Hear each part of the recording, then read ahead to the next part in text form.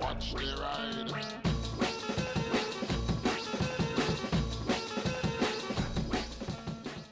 Hey everybody, hope you're all doing alright out there. So yes, yesterday I got a fine in the post. It is the second fine I've ever had. The first one was a fixed penalty notice for no right turn. I did it in front of a policeman at about 2 o'clock in the morning, and he was like, look, I get why you went that way to avoid the lights and there's no one around, but you did it kind of in front of me. And I'm like, you were 200 yards away around the corner. And he's like, well, I saw you. And I'm like, great. Well, this one is kind of stupid. Basically, I got fined for going through a bus gate in Portsmouth. Now, to be clear, I went through said gate, I went through said sign, I paid the fine because it was 35 quid, just to get it out of the way. I haven't got time to be messing around trying to appeal that stuff. But I'll get back onto that in a second. The situation basically is in Commercial Road in Portsmouth, and I know someone warned me about this a while ago, which is really annoying. There's an area at the end of the actual main high street where people have parked their bikes for decades. It's a really safe place because it's right in the high street. It's in the view of everyone, so bikes don't tend to get stolen from there, at least they didn't. But if you put your bike in some of the other car parks, it was much more likely because they were literally hidden around corners and behind buildings. So that's why people park there, and it was never a problem. So I think it was last weekend, me and Reno went to Portsmouth to get my brother's wife a birthday present. Turns out it was quite an expensive birthday present because that's when I got the fine.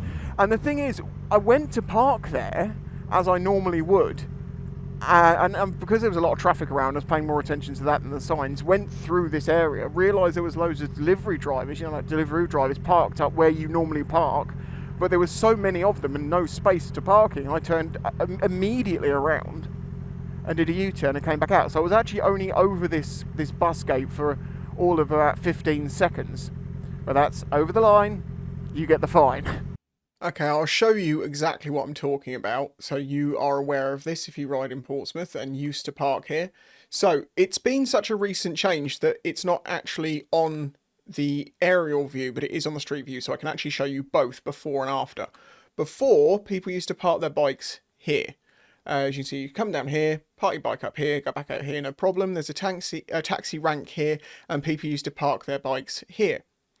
So, if we switch it to street view, as you can see now, we have a line here that says bus gate, and you have a sign and a sign and a sign, and there is a camera here, and that's the one that got me. Now, if you look, even in this picture, there are Deliveroo drivers or whatever they are, Uber Eats, I think that's Uber Eats, isn't it, who park up here. So I want to know how they're getting there. They must be driving on the pavement. So would I have been okay if I just drove up this bollard, up this here and did this? Is that okay? I assume that's okay. Or if they did it from the other side as well, have a look in a minute, you'll see there is no way you can get in here without going on the pavement. So I don't know how they get there. But yeah, because I was paying attention to the traffic here, and there was I think there was a big bus or something here that was covering up that sign. All I could see was that one, and I didn't know exactly what it was. And I went over here and went, oh no, oh okay, there's loads here, and I came back out and went like that. How silly. And just to show you the above view again, you can see this is no entry.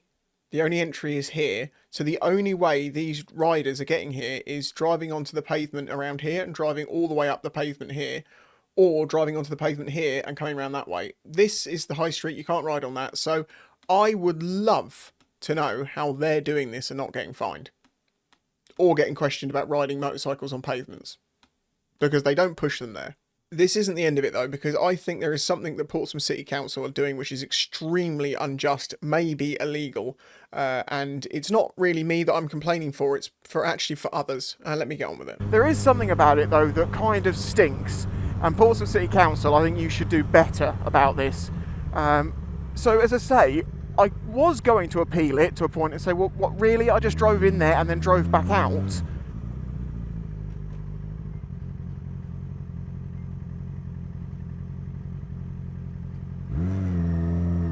I just drove in there and drove back out immediately. Now, they could say, yeah, well, all right, you didn't park. We can understand the mistake. Because a year ago is when it changed, to my understanding. I haven't hardly been there in that time. Last time I went, I parked there and everything was fine. This time, not fine. Well, it was fine. A fine. And there isn't like new road layout signs or anything like that. And I don't know what the law is regarding having to have new road layout signs up, but I know there's some places in other workplaces where they just changed a roundabout and they've had new road layout signs there for over a year since it's happened. So, I don't know what the deal with that is, but whatever. The main issue I have is the appeal process. If I had a fair reason to appeal, which I don't really, I went over the line, I got the fine. But if you were to want to appeal, the only two ways of doing that is through email or through a written letter. Now, I said to them at the time when I paid my fine, I went, is there any way of me appealing on the phone? Because I'm dyslexic and I'm really I don't have the time to sit there and write something out. And I've taught myself to be literate. But it takes time. And 35 quid it's 35 quid, it's a proper sting, but I just don't have the time or the mental capacity to fight something so bloody stupid. So I was thinking about this yesterday and I thought, you know what, that doesn't seem quite right. So I called them this morning and said, could you just confirm something to me? Your appeal process consists of either email or a letter. You don't have any methods for someone to do this in written word. You can't do it verbally anyway. And they're like, no, you can't. I'm like, right, so what about dyslexic people? What about illiterate people? Do they not get to appeal? And he goes, you can get someone to help you. Okay, well, what if this person doesn't have anyone to help them? Or they're embarrassed to ask people to help them? That's a real problem for people with dyslexia. I don't know, hang on a minute. 5 minutes later he comes back. He's obviously been scrabbling with his supervisor trying to work out some answer. Do you know what they came back with?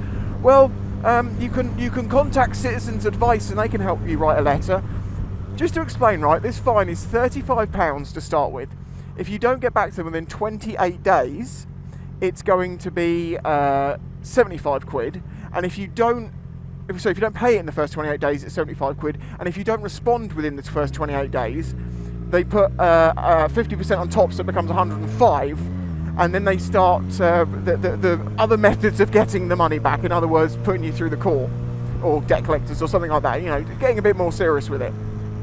Because, in my example, I drove over a line and had to do a U-turn in an area that 1 year ago and for the past 30 whatever years has been the place you park motorcycles in Portsmouth.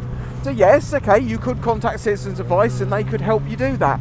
How long do you think it's going to take you to get an appointment with Citizens Advice, get to them, get a letter written with them, and then send that back to Portsmouth Council within 28 days? Yeah, this is why people with dyslexia just pay fines even if they aren't due them. Now, I'm not saying I'm not due the fine, and as I said, I paid it. I'm not trying to get a refund. It was 35 quid. I made the mistake, lesson learned, that's fine. But I think of other people that may have unduly been fined, and there's nothing they can do.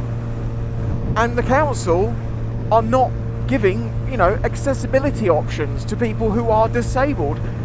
Dyslexia is a recognised disability. You can't discriminate against people who have dyslexia. Of course, people will laugh at that because you misspell something online and people jump all over you and you're like, all right, thanks for that. Do you get to people who can't walk and say, oh, why don't you get a bit faster there? Why don't you walk down the stairs? Why don't you go up the stairs? As I say, I used to have quite bad dyslexia, but I taught myself to read and write better by just learning loads online and reading stuff that I was always interested in, reading through books and just what you naturally do. And running a business, I had to just get better at it, and I learned strategies to remember word spellings because there's only a few that I get mixed up. And you've also got things like spell check that really help, and then you have things like Grammarly that absolutely ruin your life. It's a great thing. It's better than normal spell check, but it isn't most of the time. It's Grammarly, you suck. It doesn't understand sentence structure sometimes or the meaning of words, and it will switch something for something that's correctly spelt because it thinks you've put the wrong thing in. It's annoying. But anyway, my point is mainly from this is, yeah, I'm an idiot and I got a fine, but I feel bad for anyone that couldn't fight it. If I really wanted to appeal, yes, I could sit there and write an email. Is it worth that time waiting for them to reply, blah blah blah blah, for 35 quid? It just means that I'm not going to be using commercial roads. So now, thanks to Portsmouth City Council finding me that, not a single store in that entire road is going to get any business from me because I don't need to use any of them. The only reason I went there is to buy some jewellery because they have little boutiques and stuff. Well, I can go to other cities to do that. I've got to Chichester instead. Yeah, it's just all a bit crappy, but then that's what governments and councils are like. They're not here to look after us, they're here to sponge every single thing they can out of us while not maintaining roads, not policing the streets, not protecting people who are at risk, you know, all sorts of things like that. You know, they're really doing top-notch work looking after people. And the thing that makes me sad is I think probably people that work there aren't like that, but it's the systems that they have to be run by, and those systems are made by people who are clearly a little less than human. So yeah, that's my little tale of my fine. As I say, it's my fault. I'm stupid, and it's fine. But as I say, I'm mostly concerned about the possibilities of people who have severe dyslexia not being able to defend themselves from what might not be a fair fine, just because that's a very stressful thing for them, and they don't offer options for people like that, which, as I say, is a recognised disability. I think it should be criminal. It may well be criminal. I would actually be quite interested to see someone challenge that one in court, but I certainly don't have the time for it. So there you go. Thank you very much for watching. Let me know what you think in the comments. Like the video if you liked it. So if you want to help support this channel, you can do that through Patreon or through YouTube memberships. No, I'm not asking you to pay my fine. Just help support the channel. Otherwise, I'll catch you in the next one. Bye-bye.